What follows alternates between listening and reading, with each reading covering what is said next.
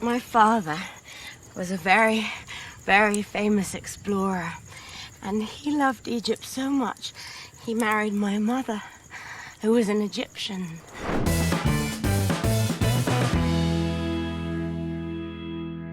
Hello, welcome back to CineChat. Today we are doing our Father's Day episode. Mm-hmm. We are doing exactly what we did with the Mother's Day episode. We have asked our dads for 3 movies that they really like or recommend, and we have sat and watched them. And I think we're both the same, weren't we? We'd seen 1 and hadn't seen 2, is that right? Yeah, 2 were new. There's 2 of your dads I didn't even know, so... Mm-hmm. Yeah, which I was quite surprised about. Yeah, one of them in particular, I was like, what? Yeah. Never even heard of it, which is, yes, unusual for me. And there was one of my dad's as well I had never even heard of. And Yeah, I don't hadn't think heard anyone's him ever talk seen about that. either. So it was, Just made it it up. wasn't what I was expecting at all. Mm-hmm. So we're just going to start off by talking a little bit about our dads and their movie habits.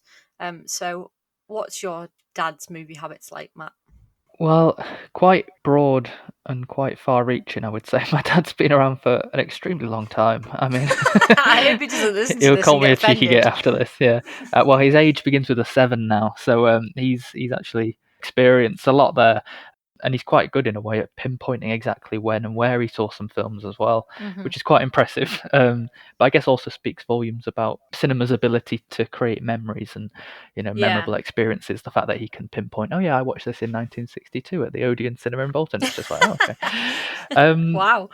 In terms of genres, the one that comes into my head straight away is westerns.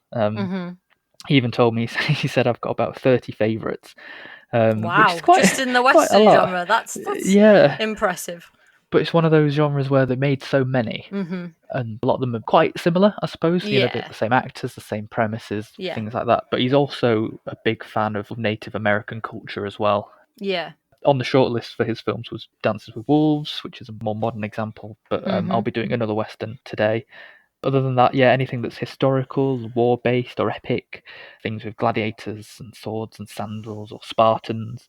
Yeah. And fantasy stuff, I think, as well. Again, he mentioned Lord of the Rings and Harry Potter on his shortlist, but I said we'd do them next year.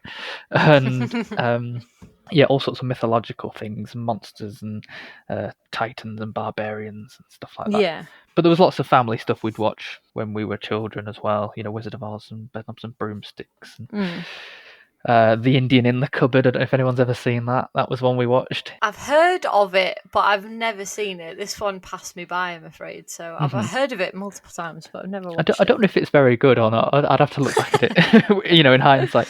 Yeah. But yeah, no, he watches loads. He probably watches more than I do. Wow. Well, that's saying something. And unlike a lot of senior citizens, just put here in inverted commas, he enjoys quite a lot of the new stuff as much as the old stuff. But he just has really bad habits of not checking first whether or not a film's good before he watches it. So often he'll say to me, I watched this thing. I was like, oh yeah, and he went, yeah, don't watch it. But yeah, he's definitely part of the reason I got into making films. So I imagine he's probably one of the reasons I watch so much as well. Yeah.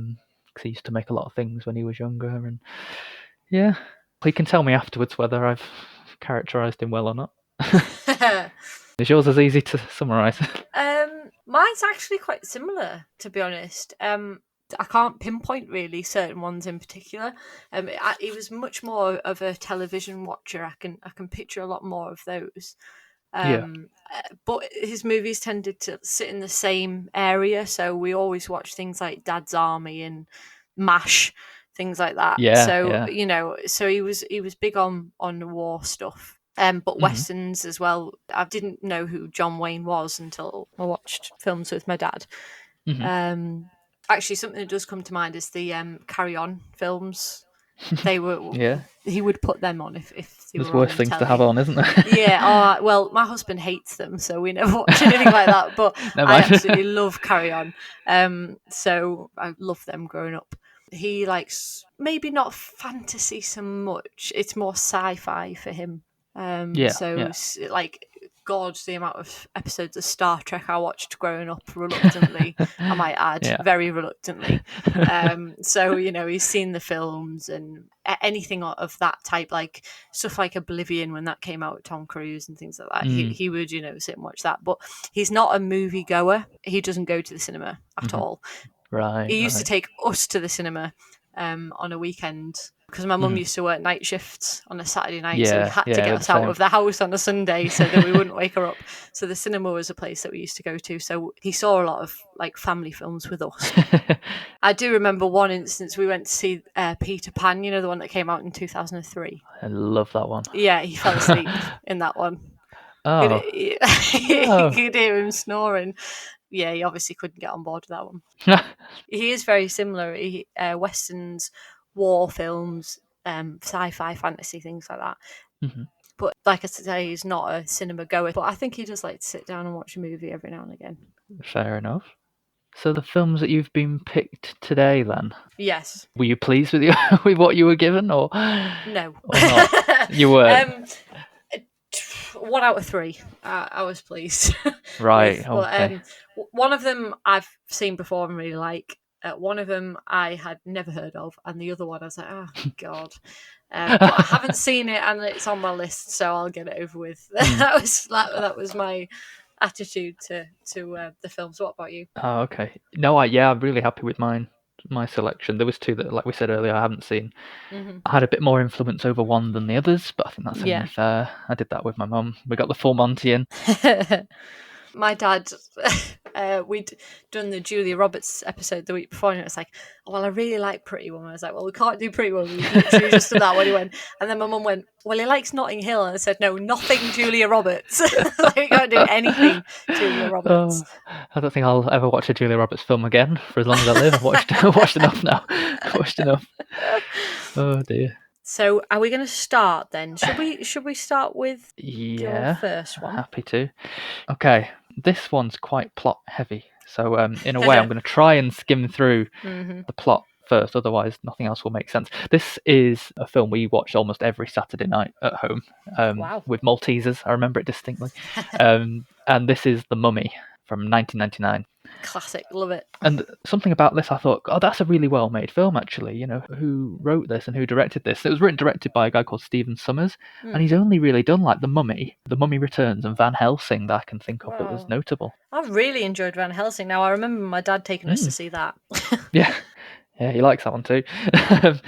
So, in terms of plot, there's kind of like a plot before the plot, so I'm going to just try and explain it. So the film opens in the ancient Egyptian city of Thebes in the years 1290 BC, so it's a long time ago. High priest Imhotep is having an affair with Anaxunamun, who's the mistress of Pharaoh Seti I. But they are discovered, they kill him, and then Anaxunamun kills herself, knowing that Imhotep can resurrect her because he's like the keeper of the dead. It's all very there's lots of magic and spells and stuff. So yeah, he does that. He breaks into her crypt and he takes her body to Hamunaptra, which is the city of the dead, where he must read from the Black Book of the Dead in a ritual to bring her soul back from the afterlife. But it's all interrupted by Pharaoh's bodyguards, and he's condemned to be mummified in the worst way possible. So a curse is placed upon him, whereby if he's ever released, he would arise an unholy flesh eater with the glory of invincibility and bring with him the 10 plagues of Egypt. And that's kind of where the prologue, I guess, sort of finishes. So 3,000 years later, a woman called Evelyn, who's an aspiring Egyptologist, and she's working in Cairo's Museum of Antiquities. Her and her brother have discovered an artifact with a map hidden inside it. Well, they've actually stolen it from Rick O'Connell, who was a corporal in the French Foreign Legion, who is now serving time in Cairo prison. And he found this artifact when he was out at Hamunaptra, this city that has kind of been lost. So they bargain for his freedom on the promise that he'll take them there. And at the same time, how am I doing on this? But at the same time, Rick's acquaintance from the war, Benny, is leading an expedition of Americans at the same time, who are sort of treasure hunters. Long story short, they ignore all the warnings to leave the city once they get there. Always do. Yep. They accidentally discover and open Imhotep's sarcophagus. The Americans discover the Book of the Dead. Evie accidentally reads from it. They wake him up and they unleash his curse. He will never eat, he will never sleep, and he will never stop. So that's kind of the premise. Absolutely awesome, though. Oh, it's amazing. it's one of the best films ever. Absolutely love it. Do you know what? I didn't see it until I was at university. I'd never seen it. Really? Yeah, I was at university the first time I watched it, and I was like, "How have I not seen this movie? This is excellent!" Absolutely loved it. Yeah, well, we've been watching it since. Me and my sister watched it since we were way too young. I'm sure. I can imagine it being quite scary, actually. That's one of the things I like about it. I think the reason we watched it so often and that the novelty didn't wear off is because it's kind of a comedy. You know, there's lots of one-liners, and Yeah. a lot of the supporting cast are quite funny as well. So John Hannah, who plays Evie's brother Jonathan, and Kevin J. O'Connor plays Benny, and they're all sort of bumbling and It's a very well cast movie. yeah, and there's lots of visual comedy as well. Yeah. And there's a sort of a Brits versus Americans banter. There's lots of elements, but at the same time, you know, you've got the love story between Rick and Evie. They're kind of like Tarzan and Jane, aren't they? George and Ursula. Then there's a horror aspect, a fantasy aspect, the whole treasure hunt, explorer aspect, adventure, action. So it kind of has a bit of everything. Yeah. And like you said, it's perfectly cast. So as Rick, you've got Brendan Fraser, who I think was probably at the height of his golden age. That point, yeah. But he's everything you could want as a quintessential action hero. Yeah. It's a bit like George of the Jungle and Indiana Jones and Lara Croft, and he's cool and dashing and swashbuckling and wisecracking and confident. But on the other side, you've got Rachel Weisz as Evie, who I think was an absolute revelation. Oh, she's fabulous. Yeah. She didn't really continue doing films like this either, because this was like a blockbuster part. No, she doesn't do blockbusters really. I think she's going to be in Black Widow. She's in Black Widow, which I think is the first time really that she's been in anything that big since The Mummy. Yeah. She like kind of veered off and started making like Oscar films and smaller movies, and I just loved her in this. She's endearing, I think, because she's clumsy and she's uncool. Yeah. And, you know, she's a bookworm, you know, which, you know, typically you wouldn't associate with a heroine lead. But actually what happens is it's a massive win for women who read. And, yeah, you know, well, unless you're reading the Book of the Dead, you know. That's what, yeah, she should have known better then. She'd been drinking. But yeah, she can read and write ancient Egyptian. She can decipher hieroglyphics. Her knowledge of history, being a librarian, knows no bounds. So yeah, I think she was an absolute revelation in this film, and I've loved her ever since. Yeah. Just a note on the CGI, really, because this was 1999, so only 2 years after Titanic, same year as Matrix, the two films I use as the marker. Yeah, it's not them. Not quite, but I don't know, look at the opening scene, you know, where it comes down from the sun over the pyramids and the great big Sphinx is being erected and the people have been composited into the scene. And it goes right across the landscape. I think it's very good. I feel like the first one was better. Oh, yeah. I think what they tried to do in the others didn't work as well. Yeah. It kind of lost that flawless thing that I feel the first one has. The budget for the first film was $80 million. They only used about 62 million, according to the director, but 15 million went on the special effects. Wow. Which I think was a big gamble at the time. And a general note about the production design. You know, Egypt lends itself very well to visually pleasing environments and things like that. But, you know, the colours, got the sun and the sand and fire and that sort of orange glow that the whole film has, I just really like. And then the last thing I can say is the music. And I don't know why no one talks about the music from The Mummy. I think it's one of the best soundtracks ever written. Brilliant. Yeah, I really like it. So this was by Jerry Goldsmith, who, you know, I knew the name and I recognised him because we did Alien a few weeks ago. But hear this. Okay, Jerry Goldsmith, 18 Oscar nominations, 9 Golden Globe nominations, 6 Grammys, 5 Emmys, 4 BAFTAs, 17 Saturn Awards, which is the horror sci-fi fantasy awards, for the likes of The Mummy, Alien, Chinatown, Mulan, Poltergeist, Gremlins, Sleeping with the Enemy, LA Confidential, Star Trek Basic Instinct, Total Recall, and The Omen, which was the only Oscar he won. Wow. I just think, whoa. I think what's good about this is that the film has a theme as well. Yeah. It's kind of iconic and you can't mistake it for anything else. Yeah. It sort of tells the story. And yeah, there was a sequel that wasn't as good, and then there was a threequel that wasn't as good as the sequel. So, yep. Yeah. That's kind of my summary. It's one of my favourite films, it's got to be. We watched it so many times. It's definitely high up on mine. Definitely. Love that movie. It's a good one. Well, my first one, I should say we're going in kind of backwards order, aren't we? You're going from newest to oldest, and I'm going from oldest to newest. So yeah. My first one is the one that I'd never heard of, 633 Squadron, which was made in 1964. It's a British war movie, so it's your standard, Britain's take on the Nazis to, scupper the plans with this mission, all that kind of thing. I now know where one of my dad's favourite tunes comes from. He used to play this tune all the time. And I should mention that he likes his music loud. So when he put it on, it's usually a Sunday morning around about 10:30, 11 o'clock, which in your teenage years, you are still asleep then. He would very often wake me up with music blasting from downstairs, and this is one of the tunes he used to play. So the film came on, and I should say this tune is in the entire movie. It's like over and over. Oh, no. It's like huge. It's this huge, theme every time they You're getting fly. flashbacks. And, yeah. So I was Flashbacks like, to being a teenager. so when it came on, I was like, oh, well, that explains something. So I know where it comes from now. So basically the plot of this film is an RAF squadron is assigned to it's absolutely mental. It doesn't make much sense at all. They have to go to destroy this factory in Norway, which is going to be creating these rocket fuel things for rockets that are going to be used against the English during D-Day. But they're not to take out the factory because apparently the factory is bomb-proof. I didn't know that was a thing, but apparently it is.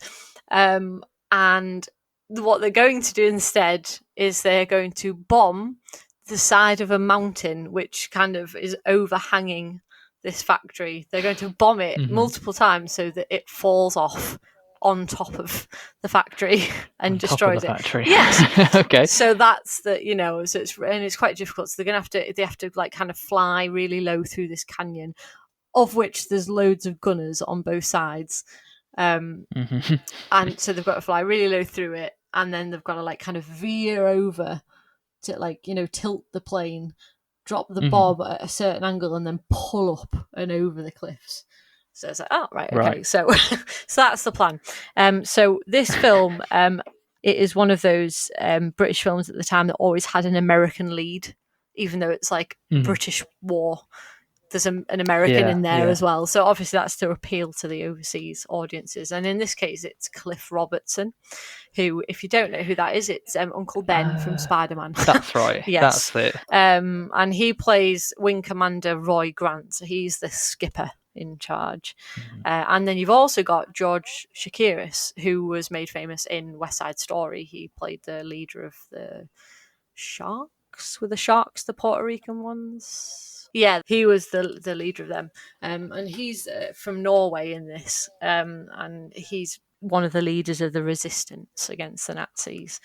And then you've got his sister, who is played by Maria Pershey. Never heard of her in my entire life. She's like a blonde bombshell, kind of, but in that kind of sweet foreign way, not the sex pot way, but very, very, very pretty girl. And basically she falls in love with the lead, and there's lots of cliches from your standard British war movies at the time. Typical gorgeous actress fall in love with the lead after they've just met, dramatic music when the Germans are on screen, all that kind of thing. It was a funny film because there's a lot of wordless scenes in it that are just like the plane flying the plane with a theme tune over the top. It actually reminded me a little bit of Top Gun.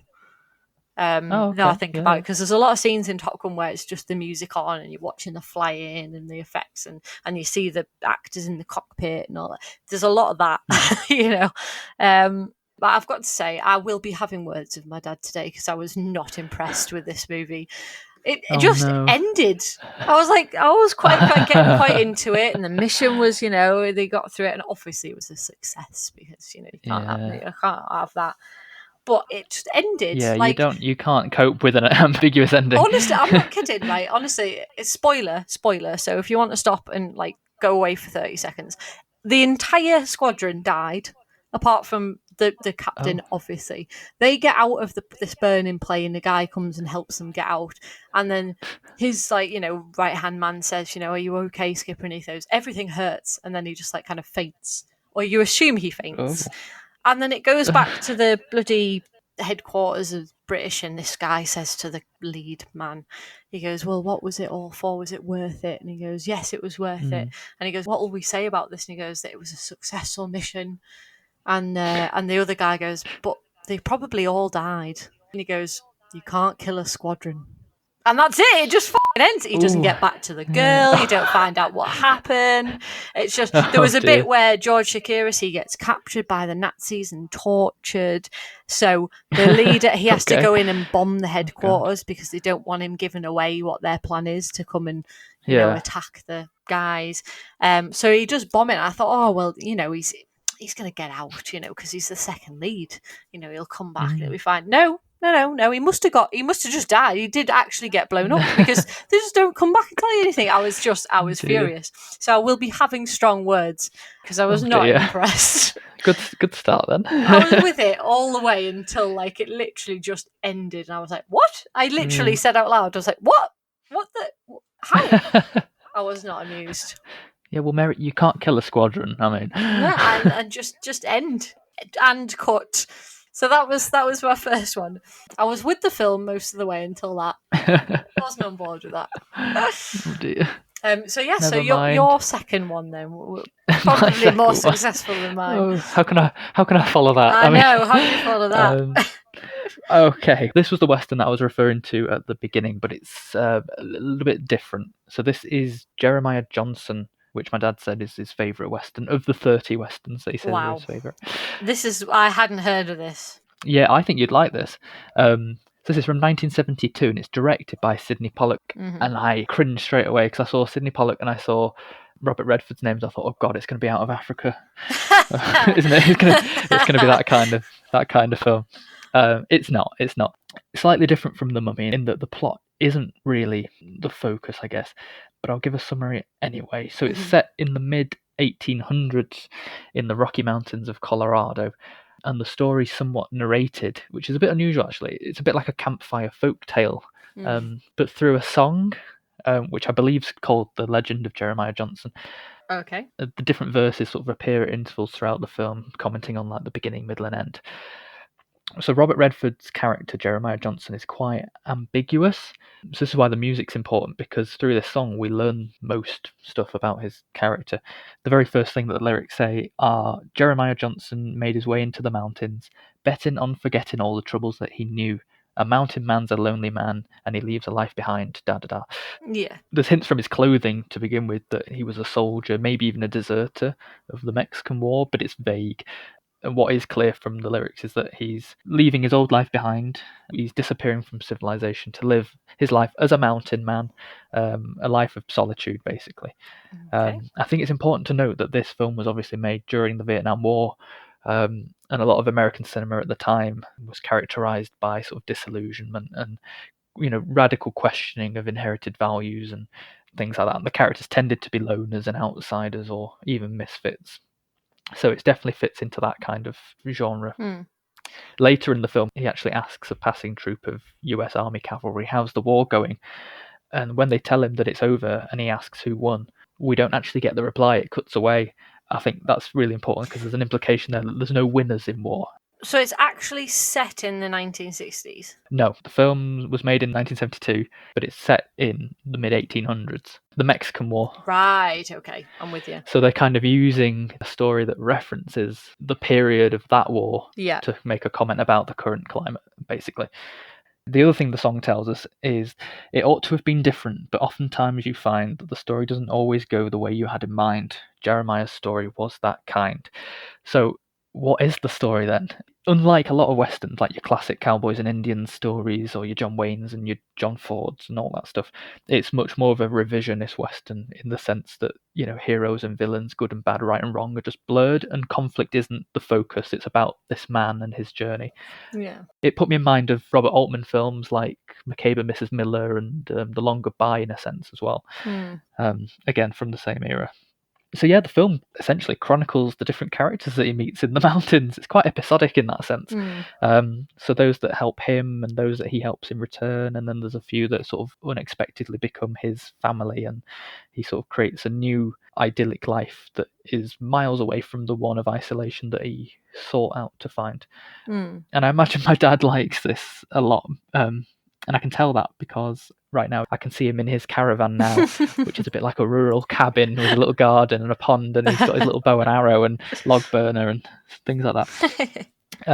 So yeah, just to give a couple of examples, like I said, by way of plot, there's not a lot really that goes on, but he meets a lot of people. So the first person he meets is a frozen corpse, actually, who's got like a little, he's got like a will like written up and pinned to him, basically donating his rifle to whoever finds him. Then he meets a slightly mad mountain man known as Bear Claw, who teaches him how to hunt and survive. And then he meets a woman maddened by grief because a Native American tribe has killed all of her family except her son, who she forces Jeremiah to adopt. Hang on a second. So he went into the mountains to live alone without already knowing how to hunt and look after himself whilst he was there. Kind of, yeah. That was very well thought out. 2 months into his journey, it's winter, and there's quite a lot of humour actually. Like he's learning how to fish. Like he ends up diving in himself and using his hands. And he's making a fire, and snow falls off the tree and puts his fire out and things like that. It's quite light-hearted in that sense. The other person that he meets is the daughter of the chief of a different tribe, and he accidentally finds himself married to her. But it's not as crazy as it sounds. It's quite a relaxed, peaceful film, and it's like his spiritual journey. And like the song says, the story doesn't go the way you expect it to. So it's quite nice just to sort of be with him on his journey as things happen. Things just happen, like life just sort of happened to him. So that's about 70% of the film, and at this point we get an intermission, which I believe is just in the restored version that I saw. Yeah. After this, the tone changes quite dramatically. Quite early on, Jeremiah is aware that the land that he's on is basically territory for this Crow tribe. Yeah. But he works hard to sort of just make peace so that he can coexist with them. But there's a very quick moment of oversight which has some massive repercussions for him, and it becomes a much sadder film after that. I won't go into details, but that's kind of what factors into the fact that we're being narrated this like it's a legend, the legend of Jeremiah Johnson, the man in the mountains and what happened to him. So really dead quick shout outs. The humour I thought was really good in the first 70% of the film. Yeah. The landscapes are fantastic. It was filmed in the national parks and mountains of Utah. Apparently it had never been accessed before except by mountain men, so it's like untouched natural beauty. It looks great. There's not a lot of music despite the song that you hear at various points, but most of the time you're listening to the wind or horses' hooves or footsteps in the snow and rivers and cutting wood and birds, so that you feel like you're really there. Yeah. My only complaint is that it feels a bit uneven. And I say this knowing that a lot of the films made in this period were meant to be quite provocative, and they would subvert narrative logic anyway to mirror the unpredictability and the unrest of the time. But that whole second half where things change, all of a sudden you're getting montages. Up until this point you'd been with him every step of the way and you knew the time progression, how long he'd been there, and then it kind of just blurs a little bit. So the second half, even though it's not really a half, feels comparatively quite rushed. I wished it was even half an hour longer and then took its time. But like I say, I get the films of that time weren't always meant to be satisfying. And I think that's just about it. Wow. I think you'd really like it. Yeah. There's something about it that it's got an atmosphere about it that's the fact that it's nice to look at as well helps. He's just trying to find a new life, but new life finds him, I suppose. Yeah. So, yeah, I think you'd like it. I really do. Should give that one a go. It's not your traditional Western. So, good recommendation, Dad. I enjoyed that one. That was like Zulu to me. That was like watching Zulu for my mum's one. Oh, good. Yeah. Well, okay, so my next one was Risky Business from 1983. Basically the film that put Tom Cruise on the map. So, I hadn't seen this before, but it was on my list to watch. Thought I had a bit of an idea about what it was about, which I sort of kind of did, but then really didn't. The reality was very different. So I started watching this, and I knew immediately, pretty much from almost the beginning, exactly why my dad liked this film. He was 19 in 1983, and this is literally every teenage boy's fantasy movie until it's not. It's I will do not hesitate to say I felt extremely uncomfortable watching this movie, knowing exactly why my dad will have enjoyed watching it at 19 years old. It was a very hard watch for me. Basically, the plot of this movie is completely and utterly unrealistic, and the guy's an idiot. So he is a Chicago teenager. His parents have gone away and left him in the house, and he's literally just getting ready to take his tests and choosing a college, trying to get into the best one possible. And he gets talked into by a friend doing something wild, and he phones this girl to come. It's obviously prostitute, and it's Rebecca De Mornay plays the part. Now, my problem started with this because I don't really like Rebecca De Mornay very much at all. I find her very wooden, very cold. I just can't get into it. So that was my first problem. So he obviously sleeps with this woman. You don't see anything, but you see things, which I really wish I hadn't seen. There's a scene where the doors kind of blow open in the wind and the leaves. Honestly, it's like, wow, okay. Very inappropriate, I thought. So this happens, and then the next day he leaves her and goes to school. Leaves her in the house because she won't leave. So he goes to school and leaves her there, and when he comes home, this priceless like crystal egg thing that his mother has on the fireplace is gone. Oh, okay. And she's gone, and it just kind of goes bad to worse because he gets back in touch with her, and doesn't get the egg back, and then he ends up like getting involved with her pimp person who's played by Joe Pantoliano. Oh yeah, from Memento. He's been in tons and tons of things, and he actually had hair in this as well. It was weird. It was like, so he's in it, and it just literally it gets worse and worse and worse, like to the point where at the end he comes back into his house and there's nothing in the house. Oh dear. He had this one big night where to like make some money that had all of the girls that she knew came, and he literally got all the lads he knows to pay for sex in his house. It's huge. It made thousands of dollars a night, but he had to buy all of the furniture in the entire house back from this pimp.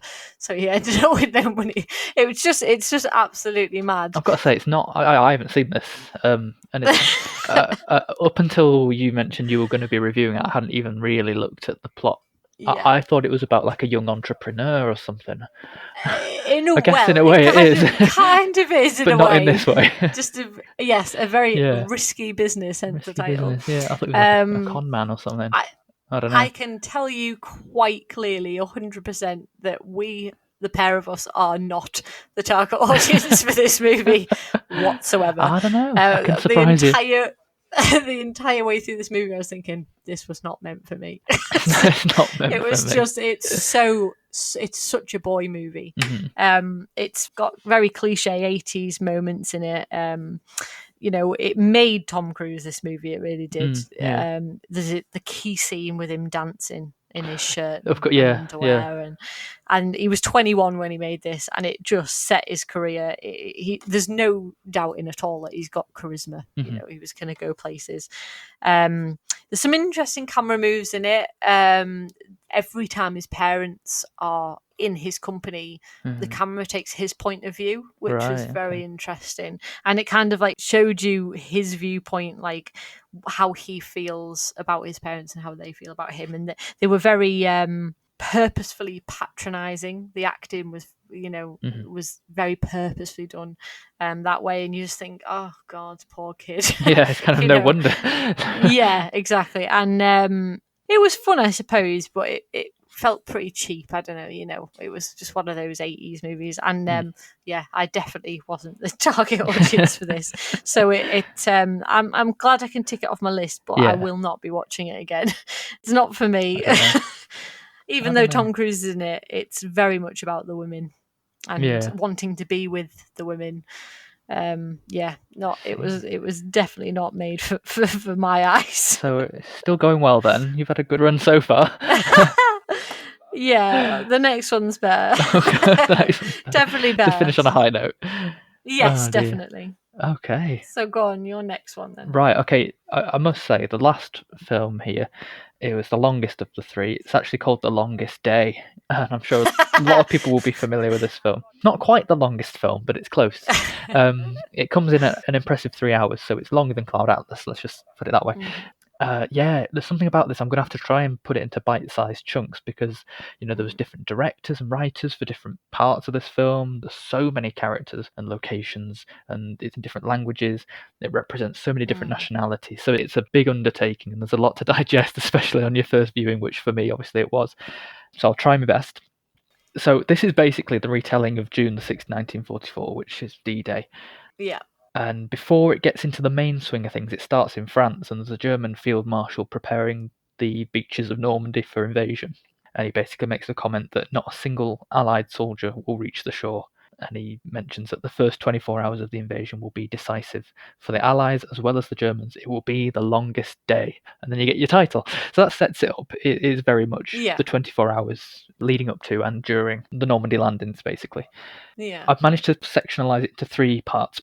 Part 1 is set, I think, all on the day before the invasion, but there's big questions on both sides of the channel because at the moment the green light's not being given. So the Germans are intercepting coded messages. They're trying to predict when and where the Allied forces are going to attack and whether or not then they should be on alert. But it's all massively dependent on the weather. Even though it's June, the weather's been stormy and they reckon it's unlikely that an attack's coming. Someone makes a comment, why didn't they attack in May? The weather was perfect. But ultimately, they're saying we don't have anything to worry about. Eisenhower would never take the gamble.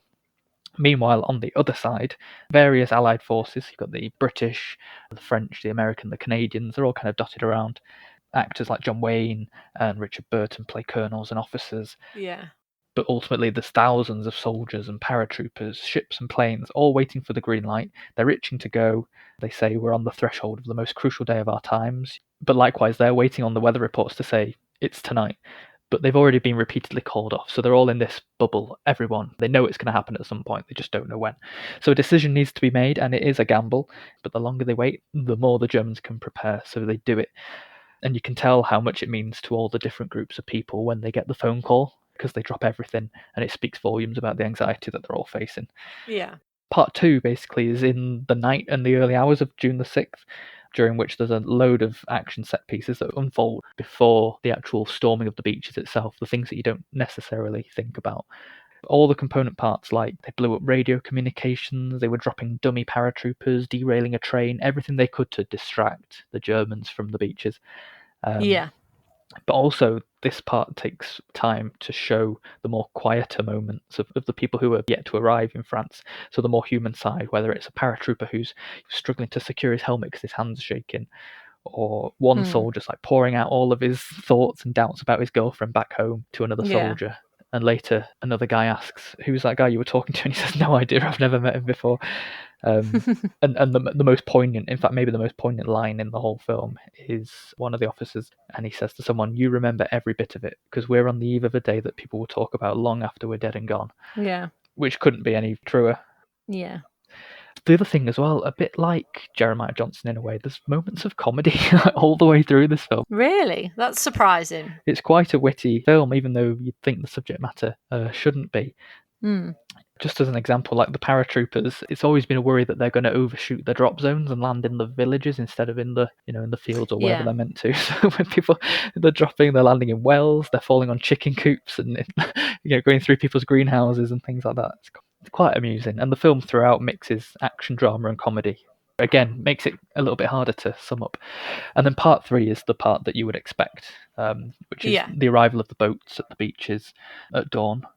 And oh my god, these action scenes do not let up for a very long time. The scale is Really? epic, and there's battles within battles, not just on the beaches but in the town as well. There's a great set piece around a casino. Really good. Wow. It's basically a full-on war zone for the last hour and 15 minutes of the film, where cinematography plays a really big part. Lots of aerial shots, like there's bits where German planes are flying right over the beaches and firing down, and these are long takes, Yeah. and they're not far off what films like Dunkirk did very recently, and they're so ahead of their time. Other sequences play out war zones basically happening underneath while the camera just sort of glides over the top of them for a few minutes. It's very, very technically impressive. Special effects are great, explosions are everywhere, they're very realistic. And the sound design, I mean, I had to turn it down a little bit towards the end because I was like, okay, my ears are hurting now. But it really does immerse you in that moment in time, which obviously was something that you can't really imagine unless you were there. Yeah.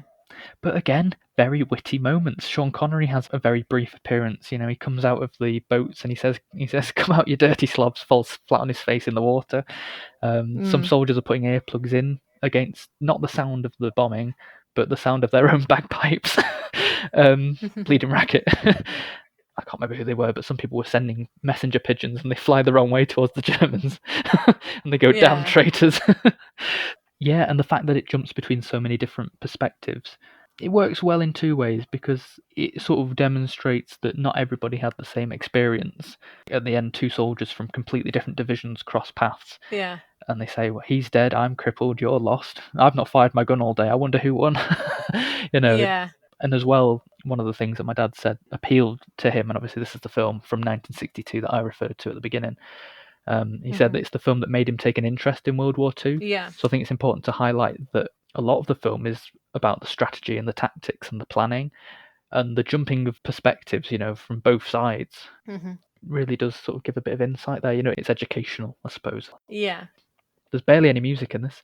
Really? Yeah. That's surprising for the time it was made, because that's usually the way it went, isn't it? You know, you had this big music orchestral thing that dramatic that came in with all the action. That's kind of what was expected in the 60s for that type of film. The only thing you get is a repeated drum, which is dum, which I learnt during the film. That apparently that's Morse code for the letter V for victory. Oh. And then the thing it's really well known for is the cast. Yeah. The fact that even I know some of the names says something. Honestly, there's so many to the point where it's not even worth trying to keep up with who's who or which character, because a lot of them are just cameos, and it's all general, lieutenant, officer, private, corporate, major, this, that, and I couldn't keep up. But I think it made sense that you're not meant to. You know, everybody's in the same pool. There's no main character as such. Even Henry Fonda appears as Teddy Roosevelt Jr. in one scene, I think. Oh, wow. Yeah. Wow.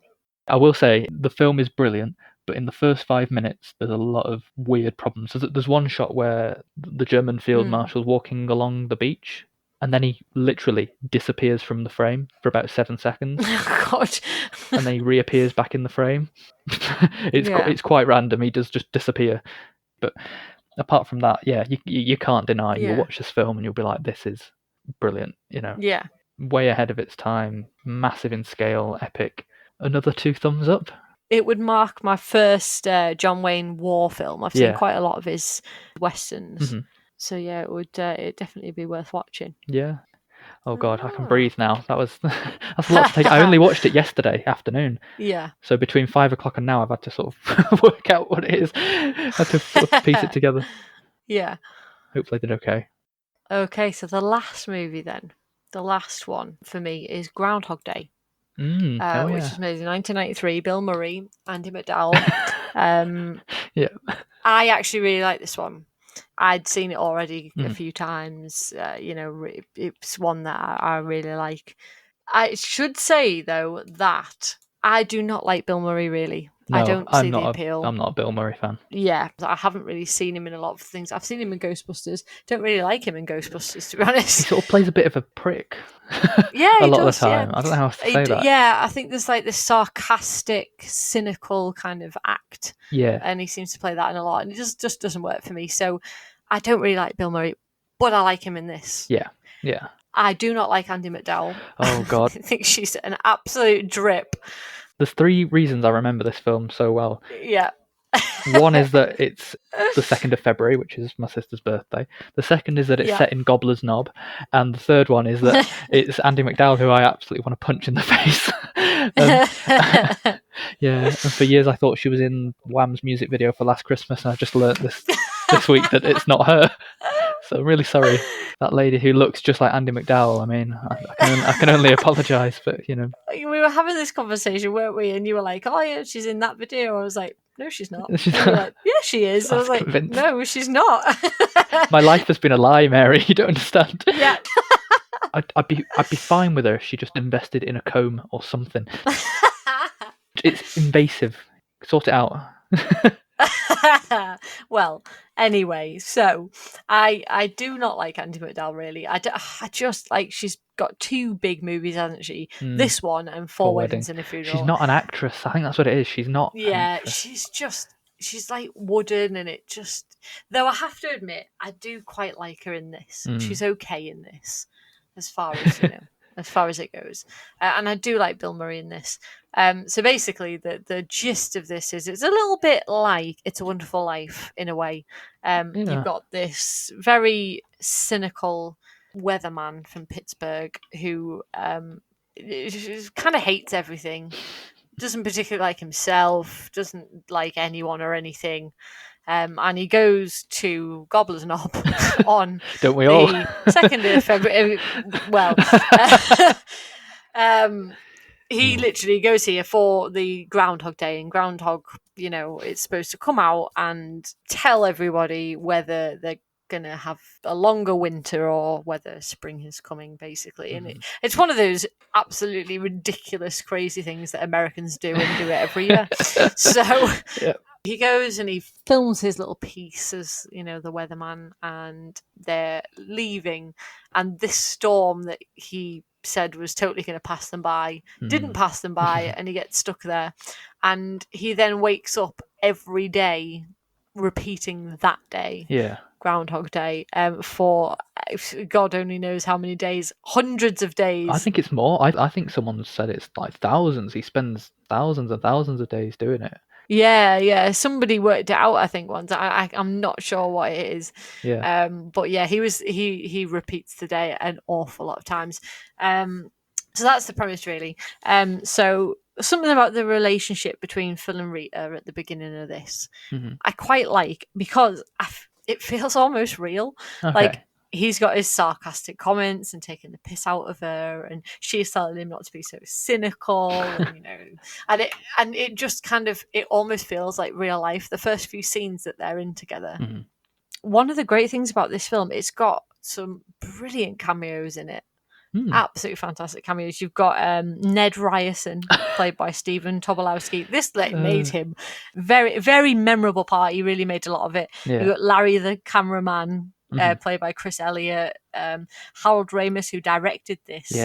He appears as the doctor looking at his X-ray and then blinking repeatedly, like he's actually not really able to see it, and probably needs glasses, so you can't help him at all. So there's loads of cameos in this.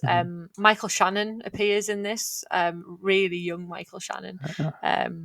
And it's full with little cameos of people who just kind of appear a couple of times. So the structure of it lends itself well to that, doesn't it? Because they do pop up for a moment in his day and then go away, but then come back and back. Yeah, exactly. One of the things I think I like about this, and the reason it works well for me and like kind of endears me more to Bill Murray in this one, is it's a very witty script. Right. Yeah. Very witty dialogue. Like, just for example, he's on the phone at one point trying to get out of the town. He's like, what if there is no tomorrow? There wasn't one today. There's just like really clever little lines in there. Sort of plays into his style of acting, though, isn't it? Like we just said. Exactly.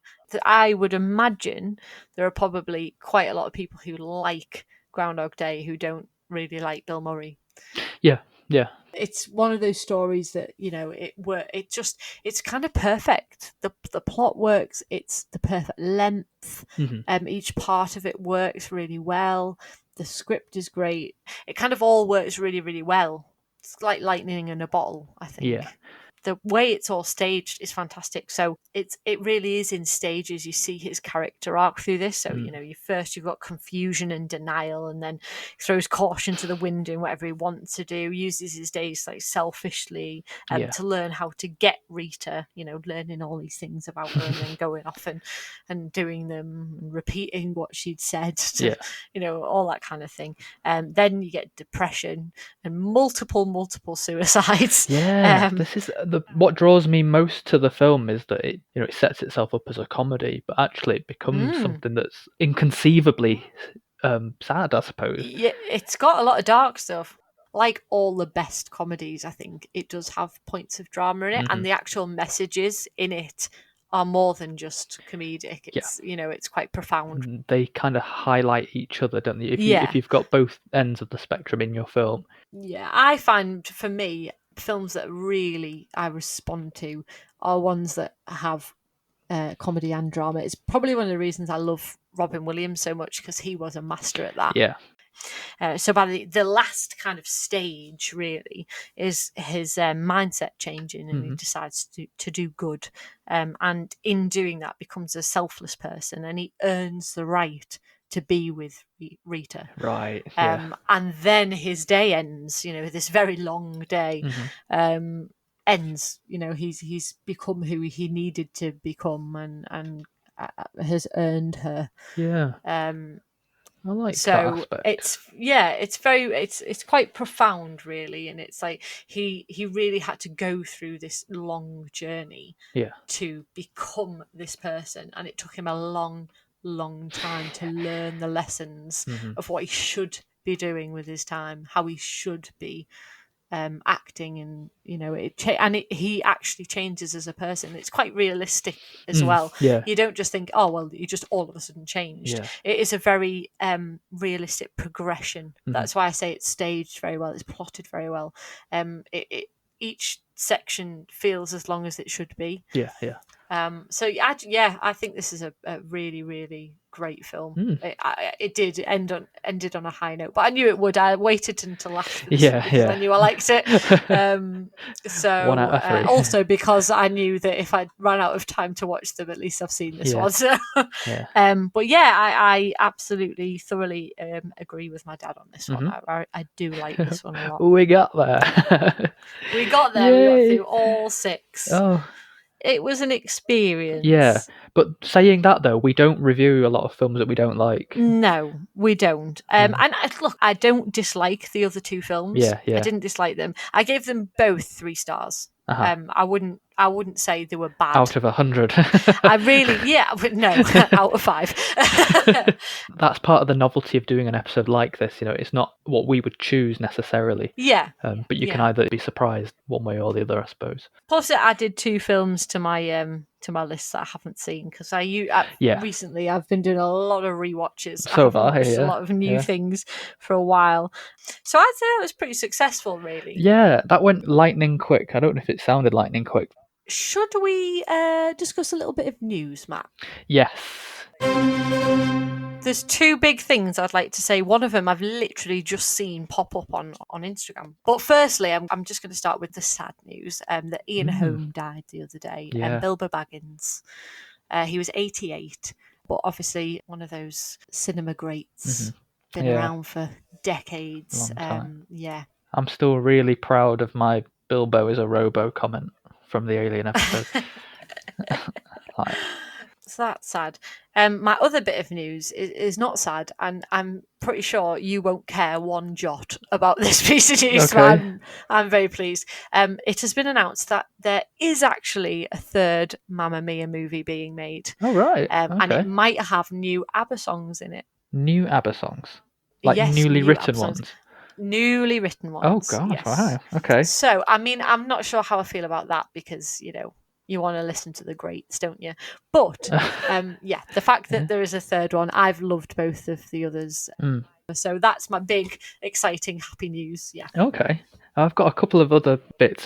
This one baffles me. That Kristen Stewart has signed on to play Princess Diana. Oh, yeah. Oh, my God. Who cast that movie? I hate Kristen Stewart. It's no lie. I can't like her. I've tried. It's by the same director as Jackie, when Natalie Portman played Jackie Kennedy, which was brilliant. And it's from the writer of things like Locke and Allied, Peaky Blinders. All quality things, really, when you actually think about it. Yeah, I can't not see it in terms of look. What I can't see is her speaking and performing No. like. I mean, like she's her. like a board of wood. She doesn't show emotion. She has no emotion. She doesn't have appeal. She's like a robot. Cannot get on board with her. I really can't. We'll see. This might work for you though. Not the Disney version, but Guillermo del Toro's Pinocchio. Yes, I heard about this. So Ewan McGregor, it says here, will be voicing Jiminy Cricket, but he said he's actually already done the voice recording for it. Oh. And this is like a stop motion animation version of Pinocchio. Dark in the sense that Pan's Labyrinth was dark for Netflix. So that should be interesting. I am intrigued by this. I love stop motion anyway. I really do. I love anything like that. Yeah. So I'm quite intrigued by what he'll create here. But on the other side of it, like Jiminy Cricket, you really like Pinocchio. It's like he's iconic, isn't it? And the voice, and it's one of those you're gonna have to like dispel all of the things that you already know. I'm potentially thinking that it's going to be not the character in the traditional set. I think it might be like a dark devil on the shoulder kind of thing. Yeah, they might do something different with it. No idea. The only other thing is typical, really, because we finished our last episode talking about the lockdown and saying that cinemas weren't opening and awards were all up in the air. Seconds after we posted the episode, obviously. So Cineworld has announced it's reopening on the 10th of July. I haven't read the details yet of how they're going to do it or if they've even announced that yet. I've seen a few little things. I've had an email sent. So there's going to be, the cleaning stations paying by card payments and booking online. And from what I could tell from the seating, it is definitely going to be split. And from what I could see, they'd like put up an example of a picture, and it was like 2 seats together, and then there'd be a skipped row, but then there'd be 3 or 4 together, so they're obviously going to be taking groups of like families together, but then there'll be gaps between. So I would imagine they're going to be deciding who and where people are going to be sitting. And quieter environments to sit in. And the last one then was the awards, because straight after we posted last week. Yes. So the Oscars, they have confirmed that their window of eligibility has been extended, so it now goes from January 2020, just gone, all the way up to the end of February, and the ceremony will therefore be 2 months later, Sunday the 25th of April. Something that the BAFTAs have also copied. Theirs will be on the 11th of April. With a wider window, so that's interesting. It's only 2 months extra though. It's been the beginning of March at the very latest. Usually it's February, so it'll be different. It will be different. I don't think it'll be significantly different though. No, I think it's more the time of year it is. It's usually snowing. Yeah, exactly. It's just going to feel a little bit different. Yeah, it's my birthday weekend. It is. You're going to have a hell of a weekend. I know. Just hope I get everything watched. Quite exciting. It's different. Yeah. Definitely different. Yeah. So that's the news. That's the news. We haven't recommended a film to our dads or to anybody. No, we haven't. You forgot. Gosh, for me this week, I did forget. Oh, dear. For me this week, I think I would have to recommend The Imitation Game with Benedict Cumberbatch. Watch that with my husband this week. It's just one of those eye-opening films. It's about Alan Turing, who he was an absolute genius at mathematics and computing, and pretty much put us on the path for creating what we now know as computers and technology in as early as the 1940s. And the reason he is famous, but only became famous when the record became public, was that he created the machine that helped break the Enigma code and helped us win the war. And it's been said that he, through his work, ended the war at least 2 years early. Right, yeah. than it could have been, Mhm. which saved however many millions of lives Yeah. in multiple countries. But we didn't know anything about it, and he was a gay man in Britain when it was illegal to be so, and actually committed suicide in 1952 because he'd been put on drugs. Basically, it was hormonal castration. That's fun. Basically, Yeah. it's absolutely barbaric. Mm. And he was given a pardon, a posthumous pardon, and celebrated in, I think it was It's not long like ago, but 2013 or yeah, something. Yeah, few years it ago. was about 40, 50 years after the point, and a little bit too late if you ask me. But it's just eye-opening to see what he created and how Bletchley Park worked, and Yeah, I like that the part. tension that was on these men, Mhm. because every day that they weren't able to crack it was another day that more men were dying. Yeah.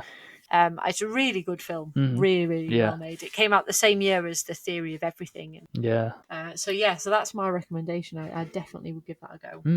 I do like that one a lot. I don't know. I don't know whether. I think last time we sort of recommended films to our mum, so I've tried to think of one that maybe my dad would want to watch, and I thought maybe I'd recommend Unforgiven from 1992, but I don't know if you've already seen it, so you'll have to let me know. That's the Clint Eastwood, Morgan Freeman, Gene Hackman one. But instead, I thought we were putting together a list of our top movie dads, which should have been published by the time you're listening to this episode. Yes. And one of the ones I was going to include, but decided not to. I thought I might as well make use of it, and I'll talk about it here instead. And that's Prisoners from 2013. Loved that film. Yeah, there weren't many good films from that year, but this is one of them. I really did love that film. I did. Yeah. I remember coming out of it, and I was just being like A bit shaken. shocked. Yeah. And a bit like it was very dark. But ultimately, I thought after watching it, I can't, in all good conscience, put a man who captures and tortures a potentially innocent boy, I suppose, on the list of best movie dads. Although he meant well. He did mean well. Yeah. In a nutshell, it's Hugh Jackman and Maria Bello, and then Viola Davis and Terrence Howard. They play parents of two girls that go missing, but the owner of a nearby RV becomes the prime suspect. But he's got the IQ of a 10-year-old and he denies all knowledge, so there's a lot of frustrations and the distress, and the parents are, especially Hugh Jackman, who's like the main character, trying to do everything he can to get answers. Yeah. And Jake Gyllenhaal plays Detective Loki. He's fantastic in it. Like little ticks and things that he gives the character are just brilliant. The other one is Paul Dano, who's good at playing quite quirky characters, but he plays this suspect Alex very well too. He's creepy and menacing, but also sort of innocent, and it's a very fine balance. And yeah, the film really does keep me guessing. So if you haven't seen Prisoners, what the hell are you doing? Listen to us. You should go and watch. I know. Prisoners. Go watch it now. Yeah, just put it on. Well, I'm exhausted now. So Matt, that's it. Where can they find us? Well, you can find us on our website, www.cinechat.co.uk/podcast, or on any social media platform, probably CineChat Podcast, CineChat Pod, or CineChat_official. I have to put that bit in there as like a fail-safe. Probably. Well, because there's probably something. We're not on like MySpace, for example. Probably find us in most places. Or you can email us at podcast@cinechat.co.uk. And that's it. Yeah, next episode, we're celebrating the 35th anniversary of Back to the Future. Yes. I assume we'll be looking at the whole trilogy. We might as well. Yes, of course. They go hand in hand. Course. They do. So, yeah, it's a lot of people's favourites, that. So, if it's yours, tune in then. So, it's goodbye for me. Yeah, and it's goodbye from me. I'm going to have a lie down.